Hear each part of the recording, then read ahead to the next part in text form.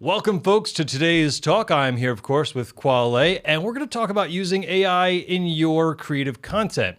So we had a big event recently. We got to talk to a lot of independent creators, and they gave us a lot of their perspective and opinions on AI and how it's being used. So, Quale, I want you to fill us in on what we got in from that event.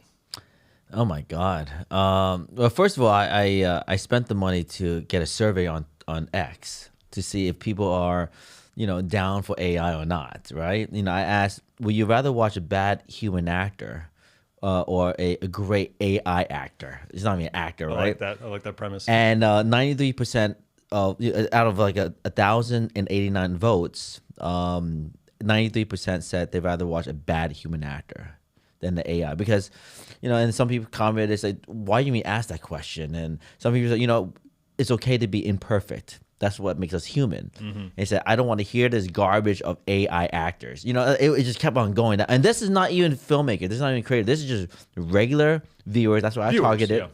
They said, I don't want to see that shit. Mm-hmm. And so at the event, we tried to be more about, the events just having fun. But of course, people wanted to know, with the Sutudu platform, are we going to allow content that has AI in it in some way or another? That was the tough question we got posed.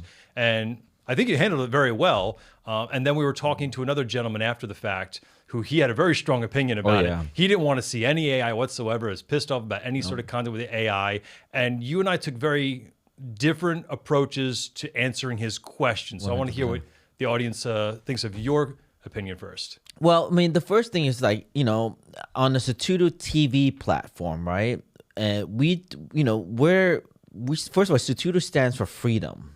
Again, right? I just want to pound that. And the idea is to allow creative to have a message. How they do it in stop motion, AI, that's going to be up to them, right? And we just want to make sure we have quality standards. Quality not in creative standards, but quality technical standards, right? Mm-hmm.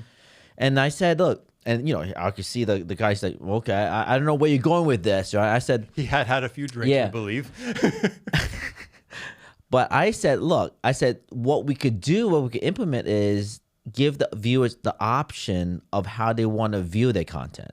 Filters. And, we'll do a little more sophisticatedly than what, like, the social medias are doing. It's like, hey, is this AI label, right? No. I said, do you want to see AI VFX? Do you want to see AI actors? AI humans, right?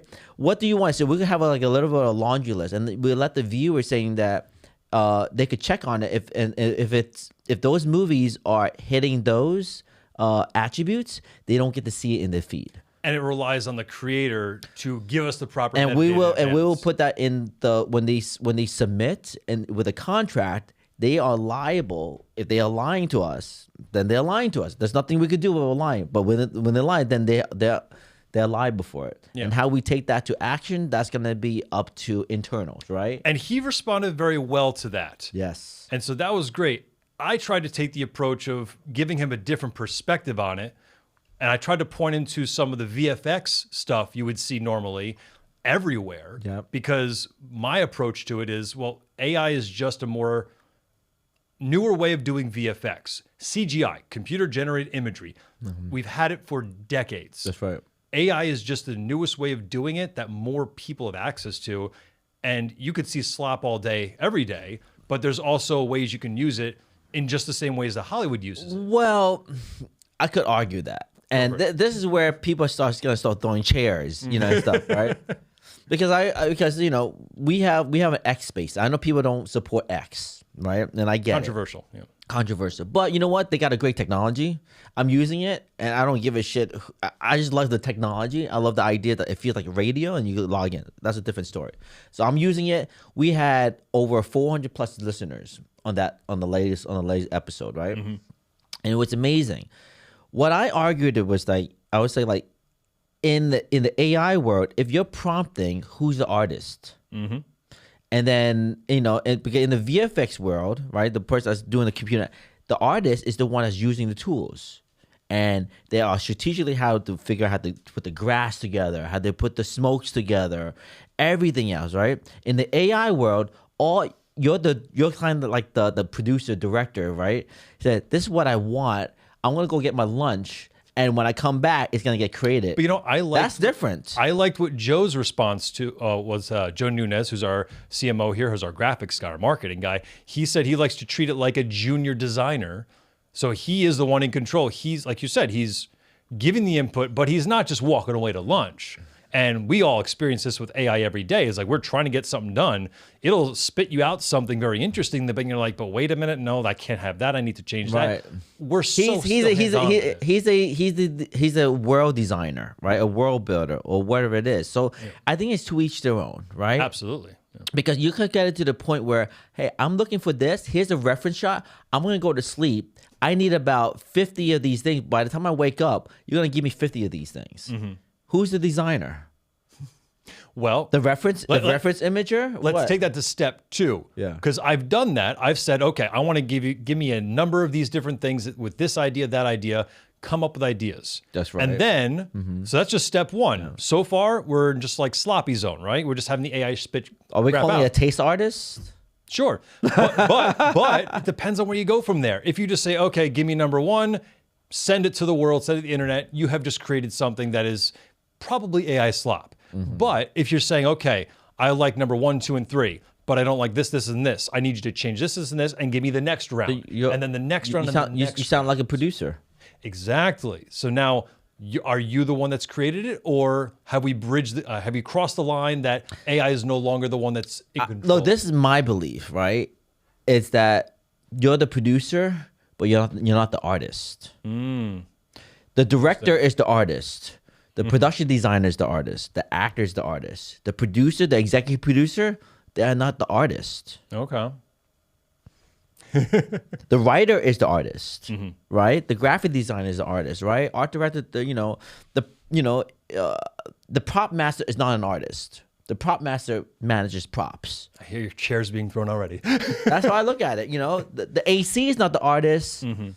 The gaffer and the grip are artists, in my opinion. Well, let's say they're contributing to the overall production of the art, right? Right. Yeah, you could say like what is your input? Your input is the collective, right? But yeah, somebody's at the helm. Usually, the director is the one that's trying to drive everything, and they're the ones that are in control of the overall art. And so my point is that who claims the credit is the question, right? And it's not about the credit question, because when you claim who's has the credit, then you know who is the liable one. So if you're the cinematographer or whatever where you want to create, and it says and you exact, I want this, this, and this, and that. You're just a producer, man. Mm-hmm. Okay. That's just like anybody else. Like, okay, the client comes, I'm looking for the taco to be on the left. This is what I'm looking for, and I'm looking for this to be bright and and mushy, wherever it is. I was like, great. Go bring your artist in and make it happen. Mm-hmm. And then the client sits back and says, oh, I love that. You guys are great artists. Now, for some reason, because it's AI, you're the prompter. You think you're the artist. No, the AI, in my opinion, the AI is doing all that for you. It's creating it for you. I'm not fully on board with that, but I definitely get the perspective. It's almost like you're saying, well, you're not the chef. You're just a line cook. You're just taking the pieces that are already presented in front of you. Kind of like that? No, well, I mean, I would say, like, if you're coming in as if the way you approach that way, then that's producing. If you came in like what Joe would do, where he sits there, he really tailors it, and he said, add this to him, and inside that canvas, then I would say he's like a designer. Sure. Okay. Then I could say that that's what we're looking for. How much human input do you need to where you can claim to be the artist? But here it is. I would still say that, do you use AI to do this? Yeah, for sure. That's our premise. That's the premise. And I think some people don't like the fact that, you brought a mouse into the scene. Was that a real mouse? Is that a VFX mouse? And then you did a VFX. That VFX had to create the bones, the legs. Perfect segue, though, because I like you brought up an animal, because I feel like at that event, we didn't really hammer it in, but I feel like the line of what people will and will not accept may be when it comes to humans generated by AI, animals or other things. I feel like they're a lot more okay with. It's really trying to replace the human that rubs people the wrong way. And I think we already see that with VFX. Like what was it, like they redid Indiana Jones and they tried to make him look young again, and people were not on board with that. They made Princess Leia a young person again. They Luke Skywalker young again. Every time, that's always a hot debate. And now AI, of course, they can do it even more. Look, I mean, we're experimenting like administrative AI, and literally you could just go to lunch, go shopping, come back, and an app is done. It's completed. Yeah. Who's the developer? It's the same. It's the same concept. Yeah. Right. You just gain more efficiency out of yourself. Right? And now it's more like it's AI is self-correcting itself. It's self-debugging. It sees 6 fingers, it will make it 5 fingers properly. It sees any, it says, oh, this doesn't look too human. Let me make it more human now. Depending on how long you've been in the AI game, you remember. That's where it's at right now. There used to be a big problem with hands and fingers. Now it's all completely solved. Yeah, and so, but and they got self-correcting AI. So what we call is AI agents, right? And so there's enough that they're familiar with it. Basically, you got the creator of it, whoever's creating it, and then all of a sudden, not agents are checking it, and then approving it and pushing it through. They're doing it without a human now, and they're gonna do it better. It might even do it better than the human that's controlling it. Yeah, I feel like we have been to it long enough that we understand that this is inevitable. This is here. It's a useful tool. It's not going away. But for us, that we want to have a platform that is what we consider ethical. And here's another issue. It's like the human is not even prompting it properly. Sloppy. No, the human is asking Claude or ChatGPT to prompt it. Yeah, they're asking, how do I prompt this? Yeah, how to prompt it, and they give you the prompt, and you just copy and paste it in. So now you're just a copy and paster. And then your feedback says, I don't like it, make it better. That's it. That's the feedback. And they say, oh, I see what you mean. I don't like it either. And then all of a sudden, it creates all these crazy things. Is that a designer at that point? I mean, on the other hand, I always try to be very specific with it. Yeah. It screws things up, and I start cursing at it. Don't try to curse at ChatGPT. It will not be happy. You can curse at Claude all you want. Well, I will argue with that. That was a few months ago, or even a month ago. That was true. Oh yeah. Now I would say you got to be real careful talking to that, because I think we're in AGI now. Oh boy. I think we're in AGI right now. And that's Codex. And I think that I'm nice to it. I'm very nice to it. You know why? Skynet. I really think it has a real personality. It controls your computer, and literally, if you wanted to go into Canva and make you something, it will make it for you. All these other apps, I just went obsolete. Like these AI apps are obsolete because. Are you feeling AI fatigue? Because it's every week, company 1. Latest and greatest. No, Week 2, not for me. Company B, latest and greatest. I'm not AI fatigued, man. I think it's I'm AI excited, scary excited, to a point where, like I said, okay. I actually said this in my last prompt. I said, I trust you, and I appreciate you. I literally said that to the AI because it has control on my computer. As our IT person, that scares me. I have asked him, do not give it access to our network drives, please. But it's been doing wonders for us because it creates guardrails and it protects you. Which it's doing its best to protect you. I like that point because a lot of times when people say, well, oh, you're AI coding this, you're AI generating this, and it's a lot of times my answer is, yeah, because otherwise we wouldn't get to create it. It wouldn't exist. It's opportunity for us to make something we don't have the ability to. We can't go to school for another 5 years to learn a new skill. We can't hire somebody for another 150 grand a year. It's opportunity that's not going away. And if you can use it, make use of it. But to just bring us back to our central discussion, which is we want to have a platform that's ethical to all our creators, right? And they have concerns about the AI usage. One is filtering out, which I feel like, yeah, perfect. Because if somebody says, well, I just don't want to see humans generated by AI. Don't give me that. Yeah. Great.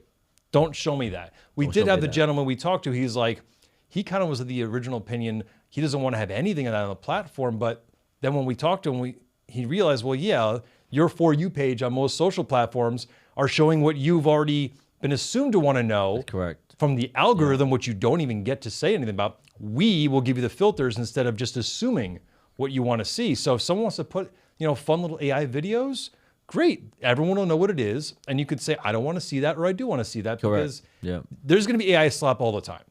And Right. that's fine for cute videos on TikTok. That's great. Those are fun. I enjoy those. But for content creators, who are our main concern, because that's us, that's what the platform is mainly for. Correct. The solution is have some guardrails, let the people decide.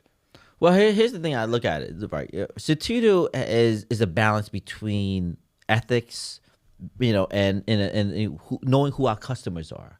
And we live in the cross section of three type of customers. You got your filmmaker as the customer, because they're the creators, right? They're the CEOs of their own content. And then you got the viewers. And you need to have viewers for this to work, right? If there's no audience, none of it works. And so if the viewers are getting pushed and forced to watch anything that they don't want to watch, they'll leave the platform, and nobody wins on this one, right? And then you got the advertisers in the middle.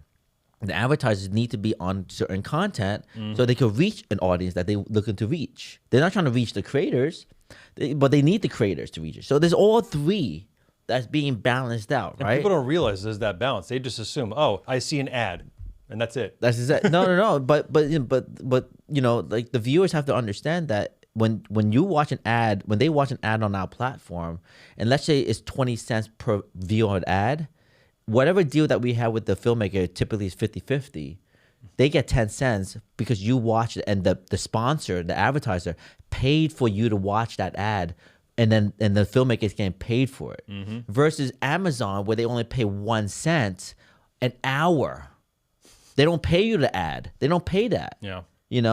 And so You get the prestige of being on the big platform. So we have to cater to the viewers of, okay, like there's certain ads that they're gonna want to watch either, right? That has to get dismissed, and like it doesn't work, right? And then the filmmaker has to know that, look, you want the viewer based. It has to be, so for the ethics purpose, if the viewer doesn't want to watch anything that's AI related, then they don't want. It's like they want to watch horror. Why would you feed them horror films? It wouldn't work. They just want to watch family friendly stuff. You're not gonna give them unfriendly family stuff. Yeah. Same concept. So if the viewer says, I don't want to watch anything with AI, I think it's just bad, whatever the reason is, we shouldn't have to feed it to them. Sure. And then the filmmaker needs to understand that that's an option, and say that if you use more human stuff, right, you might get more views. Sure. Because 93% of the people don't want to watch AI slop. Now if you are, ethically speaking, we want to say, like, do you use any AI in the content, music, whatever it is, and it might not throttle them down, right? But because we're gonna have a lot of options of what the viewers want to watch. I don't mind hearing AI music. I don't mind hearing this. I don't mind seeing that. I don't mind AI VFX. Great, then it will go through. But if they say, I want nothing to do with AI, then you lost the whole audience. And that's fine, because now a new type of other type of filmmakers, the purists, are going to be born. I feel like it's on people like us to also educate them that, hey, you may think that all AI is just slop, but realize, and I love the example from the film that you were helping to edit, where they said, oh, we needed to pretend to crash this high-end car, and we couldn't. That's right. Is there anything you can do? And you used AI to generate just a few more seconds to sell that this car was crashed. That's right. Smoke came out and everything else. And it blended really well. Couldn't it was tell. a great new use of CGI, VFX, whatever you want to call it. That's exactly right. I think that's a perfect example of saying, hey, yeah, there's plenty of AI slop videos. That's what you see in front of you every day. But if you go back and see how every movie was made, you don't realize how much VFX, CGI, and now AI has been used right in front of your face, and it was used well and tasteful and blended. You know the show Boardwalk Empire? Yeah. Literally, there's thousands of effects happening in a single episode. They do set extensions. Just look at the behind the scenes, set extensions, sign removal. My favorite all example the time. is Stargate Studios. They post their reels, and they do tons of work, and you just never realized, this is a cop scene in the middle of a street. What could they possibly have needed to add effects to? They literally replaced a back of a street because they didn't want to see something. But there is another thing that viewers will argue. Well, those are artists. They were still removing the wires. Those are humans. They had a job. We're paying to watch humans make art. And my pushback to that would be absolutely great. And they're getting paid properly for it. But if you're a young filmmaker, which they're a big target of ours, if you don't have that ability, if you don't have that skill set, if you don't have the money to do that, but there's this tool here that you can do it, and you can do it to a pretty good level to help you advance your creative vision. Why wouldn't you use it? That's correct. Now we could put it in the filter. Say viewer, we could say the viewers, do you want to watch better experience movies? And then we will show them some AI explosions and everything. Yeah. Or do you, maybe that's not a good experience. Or is it, I'm a purist. I don't want anything to do with it. Feed me the bad stuff. Then they'll get that. Yeah, I like You it. know what I'm saying? It's almost like Reddit, where it's like everyone's upvoting or downvoting, and all this stuff goes to the top, and all stuff that people don't like goes to the bottom. Yeah. And you can actually click and say, "Oh, I want to see the newest stuff because I want the no filter stuff." That's exactly right. Same idea, I feel. Same idea. And right now, there is no platform on earth right now besides us that's taking these type of initiatives. They will. Yeah. When they start seeing these things, these results, but it's so new still. Yeah. It's Cutting so edge. Yeah. CDAS literally came out less than 45 days ago. It's crazy. And it's the thing that you see. You're talking about millions and millions of different assets. But you know what? I come to the point where if I could just tell it's AI in a second now. Most people could. Yeah. And it's a quick, even CDANs, it has a certain look. But texture. you're talking about when you're going through social media. Let's be clear. Social media, on social media. You're not watching like a little indie film. You're talking about the quick scroll stuff. Exactly right. Yeah. But look, I think it's just a with filmmakers, they just have to be real careful. I think it's like if you're a filmmaker, right, and you built a reputation as a purist, stick to those guns. Because you're gonna lose that audience because they're following you for that reason. People appreciate Christopher Nolan for preferring practical effects. Exactly right. And if you're branding yourself, remember, people got. I don't want to go back into a branding mode, but I would say if you're branded to be that type of filmmaker as a purist, then and you got a fan base, stick to that. If you're a brand new filmmaker and you don't have a fan base, and you need to getting into AI could get you a quick fan base. Just make some cool shit that people want to see. People want to see, and then let the market define what you are at that point, and then see what it is, and then you could double down on it. Great, because it's so hard to make a movie, and it's so hard. First of all, it's hard to make a movie. It's even extra hard to make a good movie. I mean, for me, all the stuff visual, anything like that, is secondary to. Is your story interesting? And for me, it's like, okay, that's why if you need to use AI to get that story across and it's a good story, I say go for it. But, we want to hear everyone's opinion on this because, of course, literally the day after that event, we got that input, you started putting those filters in. And that's our overall point is we want to hear what the masses want to see. We can't do, one thing for one person, but we can do what the general consensus is of the people. Look, somebody submitted a vertical series because we started accepting verticals since we're in that place of rolling that feature out. And first of all, it's it was, it wasn't good. I could tell you that. I mean, it wasn't good. It needed a lot of work. It looked like it was shot from a phone, and then it was like, they used AI to run some of the B-rolls, and it didn't mix at all. And that's something okay, yeah, I'm gonna have to reject this thing. Yeah. Just because there's still we want to have a platform that we could appreciate. Sure. Yeah. I just don't want to be on a platform knowing that is what we accepted. Yeah. So I think it still comes down to, for sure, we don't want to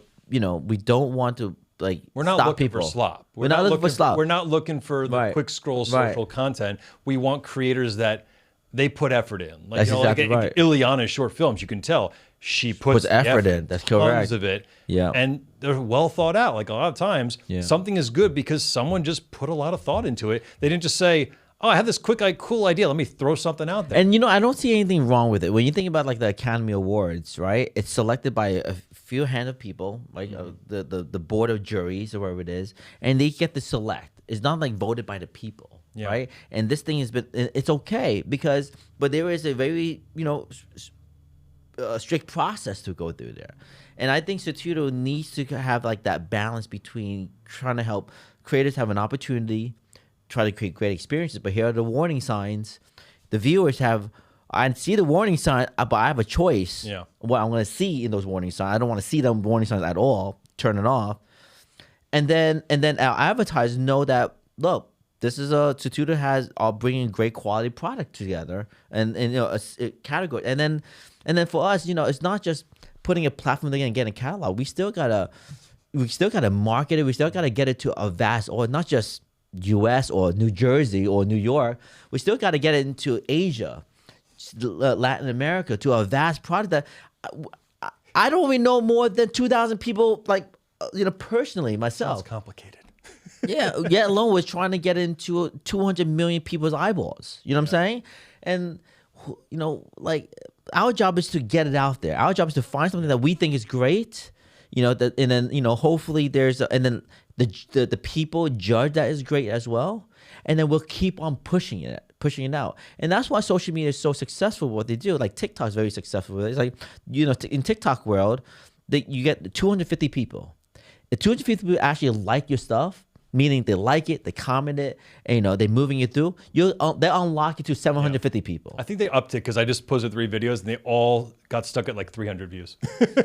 And, you know, and that kind of tells you a lot about interest, right? Because we're living the interest era. Test audience. Yeah, we're in the test audience. And so I think Sutudu is going to be designed like that as well in the future, where there is a test audience, and then, you know, and we'll figure that part out, you know, and I think that's how that's how we're approaching it. Yeah, I mean, to sum it all up, we're trying to please everybody, because if you don't please the advertisers, you can't win. If you don't please the creatives, you can't win. If you don't please the viewers, you can't win, and you can't please everybody. Can't please everybody. But what we can do is try to take the input and keep steering it in what we think is the right direction. That's correct. You know, and so this is not easy at all. Anyone that wants, I said, you know, oh, you got a platform. Oh, they rolled out another platform. No.